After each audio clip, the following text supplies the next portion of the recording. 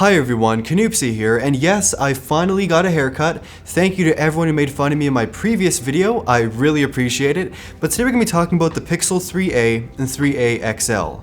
Two phones that take the absolute best of the Google Pixel experience from the Pixel 3 and makes it all much more affordable. So the Pixel 3a starts at $399 USD, which is about $549 Canadian, and the Pixel 3a XL, the device that I have, starts at about $479 USD, or about $650 Canadian. This is compared to the more expensive pricing of the Pixel 3 and 3 XL, which cost a lot more. So let's skip to the thing you're probably most interested in, and that's the camera. So the Pixel 3a and 3a XL have the exact same camera setup as the Pixel 3. So that's a 12 megapixel rear camera and an 8 megapixel selfie camera. Unfortunately, no wide angle selfie camera here though. But most importantly, it's the exact same image processing and camera software made a reality with the Pixel Visual Core processor. And that's basically a fancy way of saying those incredible pictures you can actually take on the Pixel 3 and 3 XL that are flagship phones are possible here on the 3a and 3a XL. That's pretty amazing. Selfie shots look fantastic, and you can also add portrait depth to your selfies as well, which also looks excellent. The rear camera photos are also amazing here too. You get those signature pixel looking photos with incredible color and contrast, ridiculous dynamic range with HDR+ enhanced, and photos are captured within seconds, so no delays here, but the processing does take a little bit of time after you take a picture.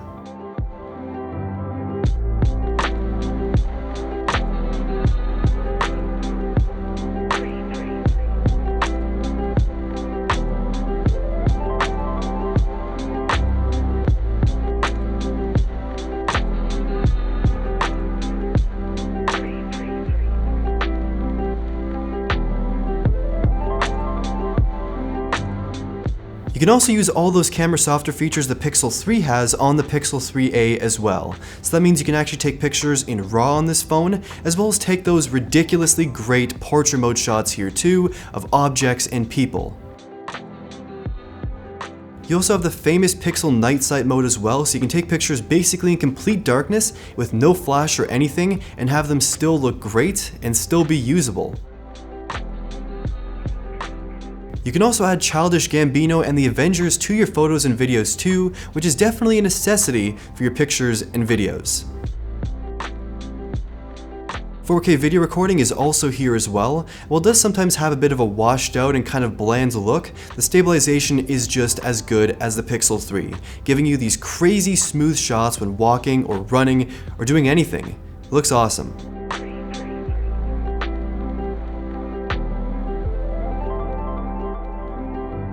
So yes, the camera on this phone is the absolute best in its price range, 100%. Google took the Pixel 3's camera, the Pixel 3's camera software, and threw it at this phone, and it's just incredible to have those camera features at this price range. But how did Google actually bring down the price of this phone? Well, it all starts with the design and build quality. The phone is made entirely of plastic except for the front display cover, of course, which isn't Gorilla Glass, it's Dragon Trail glass. So the frame and back of this phone are made entirely of plastic, and at first doesn't really feel that cheap thanks to the nice kind of matte plastic coating on the back here, but after actually holding this phone and using it, it doesn't really feel that solid. This is probably the first phone I feel like I could probably bend in half or break if I wanted to. There's also a creaking sound next to the volume rocker as well, which is a little bit concerning. So besides the kind of weaker build quality, you're also thankfully still getting stereo speakers at the front and bottom. There's a quick fingerprint scanner on the back, a headphone jack surprisingly, which is amazing to see here, and Squeeze for Google Assistant as well is also still here on this device. Unfortunately though, there is no water resistance rating on this device, as well as no SD card slot either, as this is Google. The display up front is a 6-inch OLED 1080p panel with somewhat chunky bezels, but thankfully no massive notch. I really appreciate that. And the display itself is pretty nice. It has some good colors, and it's great for everything from watching videos just to regularly using it on a daily basis. But unfortunately though, it doesn't really get that bright. Under sunlight and full brightness, you can barely even see anything on the display, which does kind of suck, but thankfully you do get the always on display feature here from the Pixel 3 on this device. The other place the lower price this phone was made possible was in the specifications inside this device. You get in the mid-range Snapdragon 670 processor, 4GB of RAM, and 64GB of storage.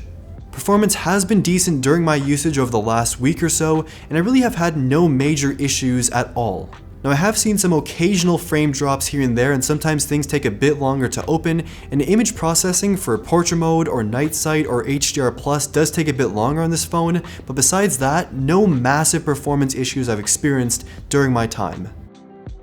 But this is of course a mid-range device, so you can't really expect a full-on flagship grade experience. That being said though, besides the occasional lag or drop in frame rates, it is mostly a pretty quick phone for your day-to-day usage. I've used this phone for a little over a week so far, but knowing Google's track record, I'm not completely optimistic about long-term performance on this phone. It's something we're gonna have to wait and see on for sure, but hopefully the case with the Google Pixel 2 and Pixel 3 is not the case here. But speaking of software, it's the amazing Pixel Launcher experience on this device, and it's beautiful. It's a really gorgeous looking launcher with beautiful fluid animations, it's all clean, it's consistent, and you get the best of Google's software features here as well, like call screening, other assistant stuff, now playing to recognize music, it's all here. As well as all that new Android stuff from Google I/O, it's all gonna be on this phone as well when it rolls out in the future. And of course, you're also getting 3 years of guaranteed security updates and 3 years of guaranteed software updates. For a more affordable phone, that's almost unheard of. This is probably my favorite version of Android alongside Oxygen OS. It's just so clean and fluid, it's beautiful. And running the entire show is a 3700 mAh battery that gives me no problem getting an entire full guaranteed day of usage every single day. And I often end the day with around 30% battery left to tackle a few hours the next day, or I can charge it overnight with the included fast charger in the box at 18 watts. But unfortunately, there is no wireless charging here. So in summary, the Pixel 3a and 3a XL take the absolute best features from the Pixel 3 and 3 XL and makes it much more affordable. You get that killer camera experience, beautiful clean fluid software with those amazing Google software features, and guaranteed software updates on this phone.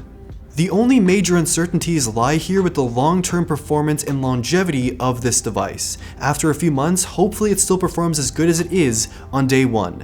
But for now, we have no way of knowing. But if you want the absolute best camera experience on a budget phone, the Pixel 3a is worth it.